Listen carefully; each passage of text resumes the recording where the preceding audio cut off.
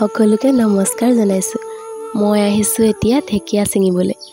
ঢেকীয়া শাক খাই মই বৰ ভাল পাওঁ আৰু ওচৰতে হাবিবিলাকত ইমান ধুনীয়াকৈ ঢেকীয়া ওলাই আছে, সেইবাবে ঢেকীয়া ছিঙিবলৈ আহিলোঁ। এয়া আকৌ মোৰ লগত আছে মোৰ ভাইটি, আৰু এই খাইছোঁ লেচেৰা মাহ, আকৌ এইফালে কুঁহিয়াৰো অলপ, আৰু এইফালে আকৌ ভোট জলকীয়া। ইফালে আকৌ মই বস্তাটো ধুনীয়াকৈ মাটি ভৰাই ৰুই থৈছোঁ। ইমান ধুনীয়াকৈ লাগিছে, এয়া দেখি পাইছেনে বাৰু?